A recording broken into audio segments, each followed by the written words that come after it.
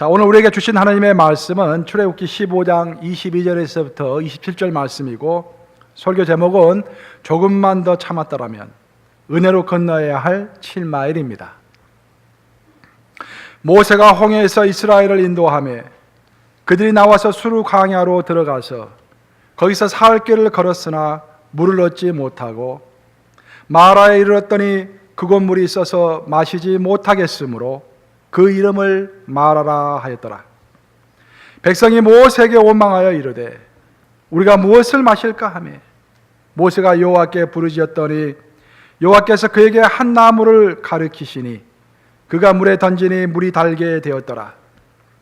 거기서 여호와께서 그들을 위하여 법도와 율례를 정하시고 그들을 시험하실세 이르시되 너희가 너희 하나님 나 여호와의 말을 들어 순종하고 내가 보기에 의를 행하며 내 계명에 귀를 기울이며 내 모든 규례를 지키면 내가 애굽 사람에게 내린 모든 질병 중 하나도 너에게 내리지 아니하리니 나는 너희를 치료하는 여호와임이라. 27절은 우리 다 함께 읽습니다. 시작. 그들이 엘림에 이르니 거기에 물샘 12과 종려나무 70그루가 있는지라. 거기서 그들이 그 물 곁에 장막을 치니라. 살아계신 하나님의 말씀입니다. 아멘. 오늘 설교 제목이 뭡니까? 조금만 더 참았더라면 은혜로 건너야 할 7마일. 설교 끝입니다. 모든 내용이 다 들어있으니까 이 조금만 참지 못해서 우리가 일이 그르치게 되는 경우가 너무 많습니다. 보통 우리가 이제 마라톤을 인생의 축소판이라고 이야기를 합니다. 그만큼 마라톤과 인생이 유사한 점이 많다라는 것입니다. 마라톤을 할 때는요, 처음부터 있는 힘을 다해서 뛰면 안 됩니다. 42.195km 그 먼 길을 가야 하기 때문에 컨디션 조절을 잘해서 처음에는 천천히 에너지 분배를 하면서 끝까지 가는 것이 중요한 것입니다. 우리의 인생과 우리의 신앙도 똑같아요.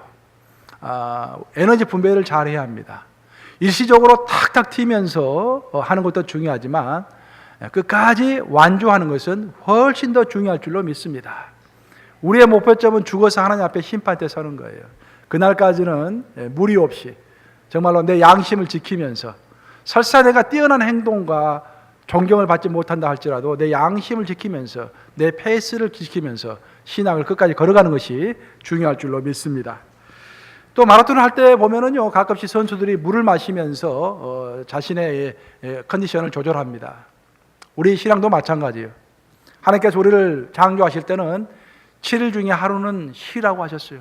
물 마시면서 쉬면서 내 일주일을 돌아보고 또 어떤 일정 기간 동안 또 휴가를 가지면서 내 삶을 돌아보는 그런 기간이 또한 필요한 것입니다. 또한 마라톤을 할 때 보면은 선두주자와 너무 멀리 떨어져서 달리면 안 됩니다. 그러면 따라잡기가 나중에 힘들어져요. 적당히 긴장하면서 그래도 선두주자는 못될 망정 선두주자에 가깝게 이렇게 거리를 유지해야 마지막에서 어떤 승부를 볼 수가 있는 것입니다. 신앙도 똑같아요. 너무 긴장하지 않으면요, 편안한 것은 좋지만 긴장하지 않으면 너무 멀어질 수가 있습니다. 신앙은 적당한 긴장이 필요해요. 주일로 한 번 빠지고 두 번 빠지면 세 번째, 네 번째 빠지는 것은 굉장히 쉽습니다. 한 번 빠질 때 그 다음부터 긴장해가지고 두 번째는 빠지지 않아야 돼요. 맞습니까, 여러분? 아멘. 그렇죠. 아멘 한 자들만 복이 있을지어다. 두 번 이상 빠지면 안 돼. 한 번 빠질 때 내가 뭔가 문제가 있다라고 긴장해야 하는 것입니다. 그러니까 마라톤이 되었든지 인생이 되었든지 결정적으로 이제 한 가지가 더 있는데, 그것은 뭐냐면은 마라톤 레이스를 하다 보면은 반드시 힘겨운 오르막길이 나온다라는 거예요. 그런 코스가 데드 코스라고 그러죠. 그게 꼭 있어요. 오르막길이에요. 근데 평평한 길만 있으면 그래도 좀 쉬울 것 같은데 오르막길이 있는 것입니다. 우리 신앙도 마찬가지예요. 이 모든 게 평평하게 그냥 순조롭게만 가면 아무 문제가 없을 것 같은데 하나님께서 의도적으로 우리를 시험하시기 위해서 때로 우리의 인생길에 오르막길을 만들어 놓으시는 것입니다. 그런데 우리가 어떤 마라톤이 됐든지 인생이 됐든지 어떤 시점까지는 내가 계획하고 내가 생각하고 내 노력으로 돼갑니다. 내가 생각한 대로 되는 것 같아요. 내가 노력한 만큼 뭐가 얻어지는 것 같아요. 근데 어느 시점에 가면은 그 이상부터는 안 되는 거야. 내가 계획했던 대로 안 되고 내가 노력한 대로 결과가 나오질 않습니다. 신앙도 마찬가지. 어느 시점까지는 정말 하나님께서 내가 기도만 하면 다 복을 주시고 응답하시고 하나님께서 나와 함께 하신다는 것이 너무 선명한데 어느 시점 가면은 우리가 데드 코스에, 죽음의 그런 코스에 이르게 되는 거예요. 그것은 아브라함도 체험했고 모세도 체험했고 다윗도 체험했습니다. 분명히 내가 인생길을 걸어가는데 하나님이 살아계시다는 건 확실한데 하나님의 음성이 끊긴 거예요. 그렇게 느껴지는 것입니다. 바로 그때 우리가 그 코스를 지나갈 수 있는 방법이 있는데 그것이 바로 하나님의 약속을 절대로 의심하지 않고 흔들리지 않는 믿음을 갖는 것입니다. 그리고 그 믿음을 가지고 하나님을 바라보면서 하나님을 절대적으로 신뢰하는 것입니다. 그 데드 코스, 정말로 죽음의 골짜기와 같은 그 길을 걸어갈 때 우리에게 반드시 필요한 것은 믿음과 신뢰인 것입니다. 자, 우리 잊지 않도록 한번 따라서 보시겠습니다. 믿음과 신뢰가 중요하다. 믿음과 신뢰가 중요하다. 믿음과 신뢰. 믿음, 어떤 믿음이냐? 하나님께서는 약속하신 것을 반드시 지키신다라는 거예요. 나를 부르셨고 나를 이곳에 두셨고 이제까지 함께 하셨기 때문에 미래도 함께 하실 것이고 미래에도 주님께서 원하시는 곳까지 나를 인도하실 것이다라는 그런 믿음입니다. 신뢰하는 것은 하나님은 절대적으로 나를 사랑하시고 나를 놓지 않으신다라는 그런 신뢰인 것입니다. 그것이 있어야만이 그 데드 코스를 지나갈 수가 있는 것입니다. 오늘 본문은 바로 그런 부분을 설명하고 있어요. 저 이스라엘 민족이 데드 코스, 저 죽음의 골짜기 같은 그 어려운 환경을 지금 지나고 있습니다. 근데 그들에게는 믿음과 신뢰가 부족했어요. 하나님께서 그것을 가르쳐주기 위해서 고의로 그들에게 이 어려운 코스를 허락하신 것입니다. 그들에게 필요한 것은 이제 믿음을 가지고 절대적으로 하나님의 신뢰를 가지고 그것을 통과하는 것이 남아있는데 그것을 통과하지 못하고 불평하는 것입니다. 바로 그것이 이스라엘 민족이 교정해야 할 것이었습니다. 그래서 하나님께서는 교정해 주시기 위해서 그들의 잘못된 것을 교정해 주시기 위해서 이 어려움을 허락하신 것입니다. 오늘 우리가 성교 골프대회가 있는 날인데 골프와 관련해서 제가 옛날에 한번 깜짝 놀랐던 것이 세계에서 골프를 제일 잘 친 사람이 누굽니까? 다 아놀드 그다음? 아놀드 토인비? 아놀드 파마. 야, 약간 오래된 요즘에 제일 잘 치는 사람은 타이거 우즈. 근데 그 타이거 우즈도 코치 같다라는 말 듣고 나는 깜짝 놀랐어요. 아니 세계에서 제일 골프를 잘 치는데 웬 코치? 근데 여러분 아세요? 그 프로가 저지르기 쉬운 실수 중에 하나가 뭐냐면은 자기가 잘못하고 있음에도 자기가 잘한다고 생각하는 것입니다. 착각. 그러니까 쉽게 이야기하면은 자신의 능력을 객관적으로 보지 못하는 거예요. 이 목사도 마찬가지. 목사도 뭔가 자기가 설교를 너무 잘한다고 생각하면 그 큰 문제가 있는 거예요. 항상 설교하고 나서 한탄을 해야 돼요. 아, 이걸 실수하지 말아야 하는데. 근데 그런 객관적으로 자신을 볼 수 없는 사람은요, 항상 그 자기가 잘한 것으로 착각을 합니다. 그래서 코치를 두고서 그 코치가 타이거 우즈보다는 더 골프를 잘 치는 것은 아니지만 그를 객관적으로 평가해 줄 수 있는 능력이 있는 거예요. 그래서 그가 잘못됐다라고 타이거 우즈를 교정해 주는 것입니다. 성경을 읽어보면요, 정말로 놀랍고도 한편으로는 또 안도가 되는 사실은 성경에 나오는 그 위대한 위인들도 전부 대부분 한때 교정이 필요했던 사람이다라는 거예요. 예수님의 수제자 중에 수제자가 누굽니까? 베드로가 성격이 얼마나 급했어요. 베드로가 또 얼마나 호언장담을 잘했습니까? 굉장히 약점입니다. 그건 교정해야 할 것이었어요. 또 세계 선교, 오늘날의 교회를 완전 기초를 쌓았던 바울은 어떻습니까? 바울은 성격이 굉장히 급했어요. 그 분노와 화가 자꾸 치밀어 올랐던 그런 분입니다. 그래서 바나바와도 대판 싸웠잖아요. 베드로도 그냥 사람들 앞에서 직설적으로 그냥 막 이렇게 혼냈잖아요. 성격이 급했어요. 그 급한 성격에 세계 끝까지 가서 선교해버린 거예요, 그냥. 하나님도 그 급한 성격을 사용하신 거예요. 도마는 어땠어요? 도마. 12제자 중에 한 명인 도마는 의심이 굉장히 많았죠. 신앙생활을 하는 것 중에, 신앙생활 요소 중에서 가장 조심할 요소 중에 하나가 의심하는 것입니다. 근데 결정적으로 도마에게는 그 의심의 영이 있었어요. 그걸 교정해야 했습니다.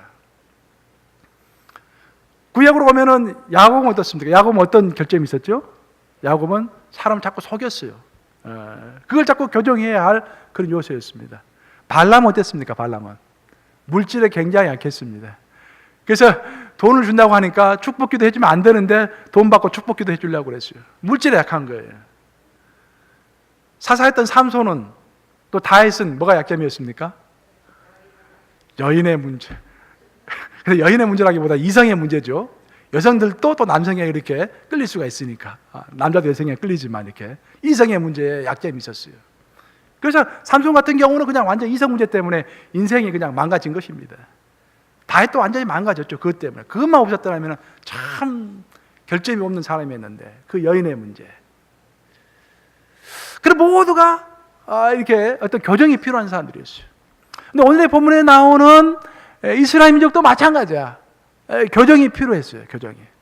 그 교정이라는 것은 하나님을 절대적으로 신뢰하지 못하는, 그것을 하나님께서는 고치려고 하는 그런 과정 가운데 있었던 것입니다. 오늘 본문을 보시면은 이제 문제가 되었던 것은 물 때문에 문제가 돼요. 이스라엘 민족이 이제 애굽에서 종살을 하다가 하나님께서 불쌍히 여기셔가지고 그들 구출해 주셨죠. 그들이 구출함을 받고서 홍해바다를 건넙니다. 홍해바다를 가를 때 모세가 지팡이를 딱 앞으로 홍해바다를 향해서 내밀 때 홍해바다가 쫙 갈라지면서 그 옆으로 물이 벽처럼 쌓였다고 했어요. 막 20m, 30m, 뭐 20층 높이, 30층 높이로 물이 쫙 옆으로 쌓인 거예요. 그리고 그 홍해바다 건너질 때 가장 큰 기적은 뭐였냐면은 그 밑에 그 바다 있잖아요. 바다 밑바다, 그게 이제 진흙일 거 아니에요. 수천 년간 있었던 진흙이니까 질퍽질퍽이 하는데 그게 마른 땅이 되었다라는 거예요. 기적 중의 기적입니다. 그 땅을 밟고서 지나갔어요. 하나님의 영광과 능력을 본 것입니다. 여러분들이 만약 그것을 체험했다라고 한다면 그 마음이 어떻겠어요? 와, 우리 하나님 대단하시구나. 나는 이제 죽는 그날까지 우리 하나님만 따르겠다. 죽는 그날까지 하나님만 찬송하면서 오직 하나님만 믿고서 나아가겠다. 그런 생각 안 하겠어요, 여러분들? 그런 생각 해가지고 이들이 너무 기뻐가지고 춤을 추면서 하나님을 찬양하고, 또 여자들은 그냥 소고를 치면서 악기를 두들면서 우리 하나님 최고라고만 찬양합니다. 나 죽는 그날까지 하나님만 따르겠다고, 절대 배반하지 않겠다고. 그게 성경에 나오는 최초의 찬양시입니다. 홍해바다 옆에서 춤추며 불렀던 그 노래가 최초의 찬양시예요. 그러고 나서 이제 길을 걷기 시작하는 거예요. 이제 앞으로는 하나님께서 신기한 일만 보여주시고 내 인생이 평탄하겠지, 하나님께서 약속하신 가나안 땅에 속히 들어가겠지 기대를 가지고 길을 걸어갑니다. 하루, 이틀, 3일. 그것은 광야였어요. 햇빛이 굉장히 내리쬐고 있는 곳입니다. 습기가 없는 것이. 그래서 한 시간만 걸어가도 목이 마르는 그런 지역이었어요. 근데 하루가 지나고 이틀이 지나고 3일이 지나도 물이 나오질 않는 거예요. 위에서는 햇빛이 엄청 내리쬐고 있지. 함께 걷고 있는 사람은 뭐 1, 20명, 몇천 명이 아니라 무려 200만 명이 함께 길을 걸어가고 있습니다. 위에서 내리쬐는 햇빛도 뜨겁지만 더 뜨거운 것은 인간의 몸에서 나오는 그 열기, 200만 명의 열기가 너무너무 뜨거운 거예요. 아이들은 그 열기를 견디지 못하고 막 울어댑니다. 기도 시끄러워요. 귀찮아요. 거기다 함께 가고 있는 낙타, 염소, 양, 끊임없이 뭘 배출합니까? 똥을 배출하는 거예요. 끊임없이. 냄새가 또 얼마나 나겠어요. 완전히 혼동 상태에서 길을 걸어가고 있습니다. 주여, 이게 어떻게 된 일입니까? 그래도 그때까지는 불평하지 않았어요. 그래도 뭔가 일이 일어나겠지. 일만의 믿음을 가지고 있었어요. 그러다가 어디서 소리가 들려옵니다. 물이다! 소리가 들려오는 거예요. 그렇지, 물이 나왔구나 라고 이제 너무 기뻐가지고 너도 나도 없이 달려가지고 그 물속에다가 고기를 첨벙 집어넣고 물을 마십니다. 근데 이게 웬걸? 그 물이 쓴물이야. 마실 수가 없는 거야. 그래서 너무 목이 마르기 때문에 어떤 사람들은 그냥 쓴물이라도 괜찮다고 마셔요. 마셨더니 막 속이 뒤틀리면서 구토가 올라옵니다. 막 토해내는 거예요. 막. 그러다가 이제 드디어 3일 동안 참고 또 참았던 그 분노와 불평이 일시에 쏟아지기 시작합니다. 모세야! 너가 뭔데 우리를 여기까지 데려와서 다 죽게 만드느냐 하면서 모세를 원망하기 시작하는데, 춤을 추고 하나님을 찬양할 때는 죽는 그날까지 하나님을 찬양하리라고 다짐했는데 3일을 견디지 못한 것입니다. 근데 저는 이제 청년 시절에 이 구절을 읽었을 때는 야, 정말 이스라엘 민족 너무한다. 3일도 견디지 못하고 그 불평하나라고 생각했어요. 근데 내가 목회를 하면서 생각해 보니까 진짜 이스라엘 민족이야말로 참을성이 참 많은 민족이구나. 어떻게 3일 동안이나 참을 수 있을까? 만약 우리 뉴욕 감독의 성도들 저와 함께 성지순례 가지고 깜빡 잊고 물을 하나도 가지고 오지 않아가지고 광야 길을 함께 걷게 됐다라고 한다면은 아마 한 2시간 오면 우리 대책회의 했을 거예요. 아니 김집사 그렇게 잊지 말라고 했더니 왜 잊어버렸냐고 하면서 김집사 타니까 아니 장로님이 준비하시지 왜 나한테 그걸 명령하시냐고. 결국은 목사님이 다 잘못하신 거라고 이제 나중에 난리가 날 거예요. 근데 그 3일 동안 참았어요, 여러분들. 그 3일이라는 숫자가 중요한 게 뭐냐면은 인간의 육체는요 한 70%가 물로 구성되어 있습니다. 그래서 우리 수분이 1% 내지 2%만 부족해도 심한 갈증을 느끼고요, 5%만 부족해도요 현기증이 납니다. 기절할 정도가 돼요. 15%가 수분이 부족하면 우리 죽습니다. 그런데 보통 3일이 되면은 물을 한 방울로 마시지 않고, 이렇게 뭐 에어컨이 나오고 습기가 있는 곳이 아니라 광야에서 한 방울로 물을 마시지 않고 3일을 지나면은요 그때부터 죽어간다고 합니다. 그리고 4일째가 되면은 뭐 사람 따라서 약간 편차는 있겠지만 죽는다고 해요. 그렇기 때문에 그 3일이 중요한 거예요. 그 3일 동안에 이제 견디다가 참았는데 쓴물을 마시고 나서 이제는 이판사판이다 하고는 이제 하나님께 불평을 하는 것입니다. 근데 한 가지 흥미로운 사실은 지금 이들이 걸어가고 있는 광야는 수르 광야라고 해요. 수르 광야. 수르 광야는 여러분들 기억해야 할 것이 창세기를 읽어보면은 아브라함의 후처였던 하갈이 사라에게 핍박을 받으면서 쫓겨난 곳이 바로 수르 광야입니다. 아브라함의 이제 처인 사라가 그 후처인 아브라함의 후처인 하갈을 막 괴롭혔어요. 그러니까 하갈이 이제 도망을 갑니다. 아들 데리고 이스마엘 아들 데리고 도망을 가다가 수르 광야에 이르게 된 거예요. 거기서 물을 찾을 수가 없었어요. 그래서 아들이 다 죽게 되어가지고 하나님을 향하여 온통하게 기도합니다. 주님, 우리 아들이 죽게 되었습니다. 물이 없습니다. 했을 때 하나님께서 나타나셔가지고 그녀에게 물을 주죠. 그 장면에, 그러나 그 물을 마시고 나서 고백했던 장면이 창세기 16장 13절입니다. 우리 함께 읽어볼까요? 창세기 16장 13절 뭐라 했는지 시작. 하갈이 자신에게 이르신 여호와를 이름을 나를 살피시는 하나님이라 하였으니 이는 내가 어떻게 여기서 나를 살피시는 하나님을 배웠는고 함이라. 여기서 중요한 것은 뭐냐면은 나를 살피시는 하나님. 한번 따라서 해볼까요? 나를 살피시는 하나님. 지금 백그라운드를 보면은요 하갈과 이스라엘 민족이 비슷합니다. 하갈도 물이 없어가지고 굉장히 헤맸던 상태이고 이스라엘 민족도 물이 없어서 헤맸던 상태예요. 그리고 두 사람 다 이스라엘 백성들도 애굽에서 쫓겨나서 도망을 가는 상황이고 지금 하갈도 도망을 하고 있는 상황입니다. 또 두 주체 모두 다 하갈도 하나님의 인도함을 받고 있었고 이스라엘 백성들도 하나님의 인도함을 받고 있었어요. 모든 게 다 똑같은데 똑같은 장소에서 똑같은 상황인데 한 가지가 달랐던 거예요. 그래서 뭐냐면 하나님을 향한 고백이 다른 거예요. 이스라엘 민족은 하나님을 향해서 특히 모세를 향해서 원망하고 있습니다. 불평하고 있어요. 하지만 하갈은 그곳에서 하나님을 찬양하고 있는 거예요. 나를 살피시는 하나님이라고 고백하고 있는 것입니다. 왜 이런 차이가 벌어졌는가? 굉장히 중요하다고 저는 생각해요. 하갈은요 광야에서 자기를 도와줄 사람이 아무도 없었어요. 우리는 보통 그런 상태를 불행하라고 생각합니다. 불행한 상태라고 말합니다. 불행한 여자라고 말하고 불행한 사람이라고 생각해요. 내가 정말 어려울 때, 내 옆에 아무도 없다고 생각할 때 그 사람이 진짜 불쌍한 사람이고 불행한 사람이고 저주받은 사람이라고 우리는 생각합니다. 하지만 하갈은 자기 곁에 아무도 없었기 때문에 자기가 찾을 수 있는 사람은 누구밖에 없었습니까? 하나님밖에 없었던 거예요. 그래서 하나님께 부르짖고 하나님께서 응답하심으로 하나님은 나를 살피시고 지금도 함께 하시는 하나님이라는 것을 고백할 수 있었던 것입니다. 반면에 이스라엘 민족에게는 누가 있었습니까? 모세가 있었던 거예요. 그들은 하나님을 직접 바라보지 않고 모세를 바라봤던 거예요. 모세가 홍해바다를 향해서 지팡이를 내밀었을 때 그 지팡이를 바라봤어요. 마라에 물이 있어서 마실 수 없었을 때, 모세가 나무토막을 던졌을 때 그 나무토막을 던지는 모세의 손을 바라봤어요.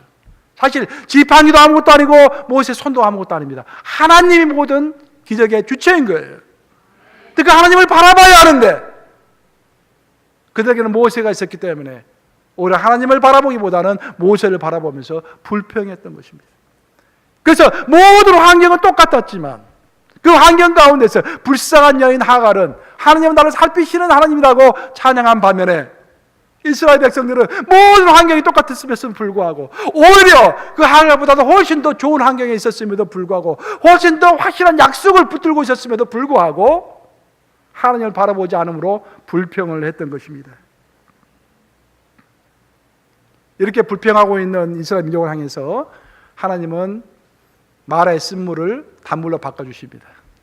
우리가 불평하고 원망하면은 결국 하나님은 들어주세요. 보면은 그렇죠. 그 들어주는 것이 화가 되는 경우가 많이 있습니다. 또 이 주제는 또 다른 큰 주제이기 때문에 다음에 설교하기로 하고 이 부분 넘어갑니다. 하다 하나님께서 그 쓴물을 단물로 바꿔주셨어요. 그래서 그 물을 먹고 이제 길을 걸어가는데 하나님께서 중요한 교훈을 우리에게 던져주십니다. 그것이 오늘 본문의 결론인데 창세기 15장 27절이죠. 오늘 본문 결론인데 한번 같이 읽어볼까요? 뭐라 하셨는지 시작.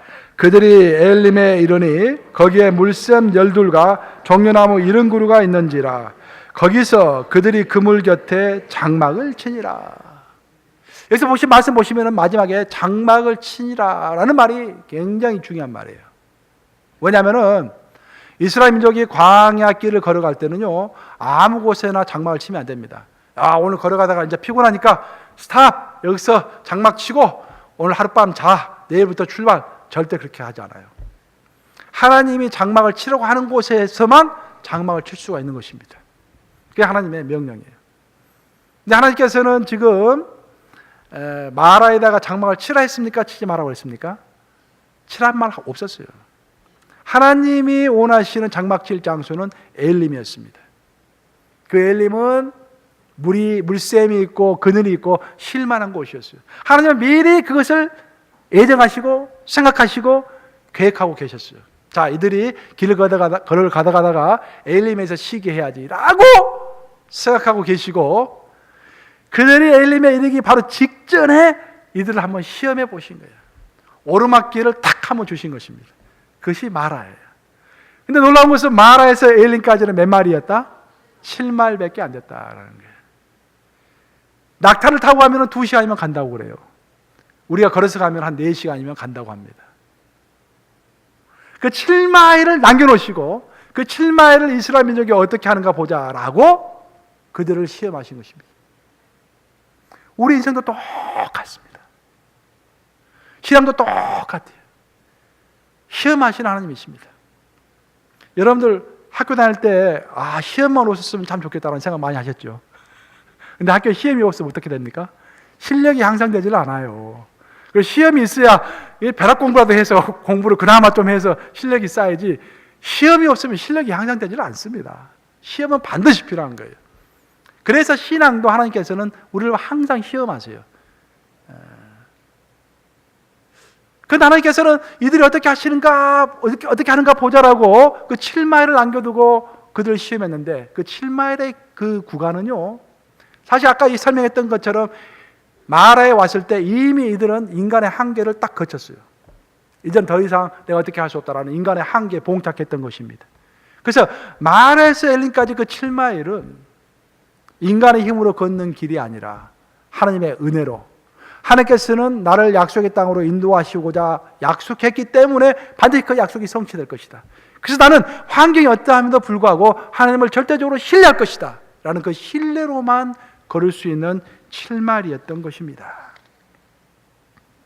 그런데 이스라엘 민족은 그 7마일을 가기 전에 불평함으로써 그 시험에 통과하지 못합니다. 제가 처음에 오늘 설교할 때 그 말했죠. 한번 실수한 것을 계속해서 반복하는 경향이 있다라는 거예요. 그것만 실수하지 않으면은 우리가 좋은 연주자, 뛰어난 운동선수, 훌륭한 정치가 다 될 수가 있는데 그 한 가지를 뛰어넘지 못해서 실수한 것을 또 반복함으로 인해서 우리가 실패하는 경우가 많은데, 이스라엘 민족이 광야를 40년 동안 헤매는 동안에 계속해서 넘어지는 것이 있었는데 그것이 바로 그 7마일을 참지 못하고 불평했다라는 것입니다. 오늘 15장에서는 물 때문에 불평을 했는데요, 16장을 읽어보면은 그들은 신광야에 가서 이제 먹을 것이 없다고 불평하십니다. 하나님께서 그 먹을 것이 그들이 있는지 없는지 알고 계셨을까요? 몰랐을까요? 알고 계셨어요. 이런 뻔한 질문을 하지 말라고 우리 제가 자꾸 하는데 그래서 여러분들 심심하실까 봐서 뻔한 질문도 이렇게 가끔씩 합니다. 분명히 하나님께서 그들이 먹을 것이 필요하다는 것을 알고 있었어요. 그렇죠? 그들이 어떻게 하는가 지켜보고 있었어요. 아직 하나님의 때가 이르지 않은 것입니다. 그런데 조금만 참았으면 됐을 건데, 7마일만 참았으면 됐을 건데 그걸 참지 못하고 또 불평하는 거예요. 창세기 계속해서 그 다음 장이 17장이에요. 17장에서는 르비딤 이야기가 나옵니다. 르비딤에 가서 또 물 때문에 똑같은 불평을 합니다. 이스라엘 민족이. 그때 하나님께서는 그들이 물이 필요한지 알았을까요? 몰랐을까요? 알았어요. 그때 물이 필요한지 알았어요. 조금만 참으면 됐었는데 그 조금을 참지 못한 거예요. 계속해서 실패합니다. 여러분들 그거 아세요? 하나님께서 이스라엘 민족을 애굽에서 구출해 내셨을 때는 그 1세들이 가나안 땅에 들어가기를 원하셨습니다. 하지만 그 1세들이 결국 가나안 땅에, 약속의 땅인 가나안 땅에 들어갔습니까? 못 들어갔습니까? 한 명도 들어가지 못하고 모세만 들어가고 갈렙만 여호수아와 갈렙만 들어가고 다 죽었어요. 들어가지 못했어요. 물이 없어서 못 들어간 게 아닙니다. 먹을 것이 없어서 못 들어가고 다 죽은 것이 아니에요. 하나님의 약속을 신뢰하지 못했기 때문에 들어가지 못한 것입니다. 이것이 멀리 있는 3000년 전의 이야기가 아니에요. 오늘 우리의 삶에서 벌어지고 있는 이야기들입니다. 여러분들 지금 어디에 서 계십니까? 마라에 서 계십니까? 엘림에 서 계십니까? 아마 이제 여러분 가운데 마라에 서 계시는 분들이 많이 있을 거예요. 주님, 내가 여기까지 왔는데 더 이상 갈 수 없겠습니다. 왜 나는 이렇게 내 인생에 곤비합니까? 주님, 내가 왜 그렇게 기도해도 응답이 안 됩니까? 하면서 불평하고 있을지 모르겠어요, 여러분들. 근데 여러분들이 확실히 알아야 할 것은, 지난주에도 제가 여러분들에게 누누이 설명했지만 우리가 감사의 대상으로 삼아야 할 것은 기도의 응답이 감사이기 이전에 하나님께서 변함이 없으신 하나님, 그 하나님의 성품은 우리를 긍휼히 여기시고 우리를 사랑하시고 우리에게 약속하신 것을 반드시 지키시는 그 하나님, 그 성품 때문에 우리는 기뻐해야 할 줄로 믿습니다. 그래서 우리가 지금 현재 마라에 서 있다고 할지라도, 쓴물 가운데 있다고 할지라도, 어려운 가운데 있다고 할지라도, 내 가정의 문제, 내 비즈니스의 문제, 내 건강의 문제, 내 자식의 문제, 얼마나 골치 아픈 것들이 많습니까? 직장 가운데서도 얼마나 골치 아픈 것들이 많습니까? 그래도 우리는 믿는 거예요. 그래도 우리는 신뢰하는 것입니다. 지금 이렇게 마라에 있지만 몇 마일만 더 가면은 엘림이 나온다? 7마일만 더 가면은 엘림이 나온다. 이 모든 환경을 하나님께서 알고 계신다? 모르고 계신다? 알고 계신다. 너무도 뻔한 이야기지만 그것을 마음에 확증하는 것이 필요할 줄로 믿습니다. 마음에 확증하는 거야. 그리고 걷는 것입니다. 7마일을 불평 없이 걷는 것입니다. 그것이 곧 하나님의 시험을 통과하는 것입니다. 그렇게 해서 다 우리가 그 길을 건너갔을 때, 그 7마일은 인간의 힘으로 되지 않냐고, 하나님의 은혜로만 되는 길인데 그 길을 우리가 다 걸어갔을 때 바로 하나님께서 우리를 칭찬하실 줄로 믿습니다. 이스라엘 백성들의 문제요, 정말 우리의 문제는 다른 것이 아니라 엘림에 가기 바로 직전에서 불평한다라는 것입니다. 그것이 우리의 교정해야 할 점이에요. 타이거 우즈도 교정해야 한다고 했죠. 우리도 분명히 교정해야 할 것이 있습니다. 그런데 티피컬하게 아주 일반적으로 우리가 교정해야 할 것은 엘림에 이르기 직전에 우리가 불평한다라는 것입니다. 하지만 하나님이 예비하신 곳은 마라가 아니라 엘림입니다. 하나님은 엘림에서 장막을 치도록 우리를 이끌고 계신 거예요. 이 말씀을 명심하심으로 엘림까지 가서 장막을 치시는 여러분 되시기를 우리 주님의 이름으로 축복합니다.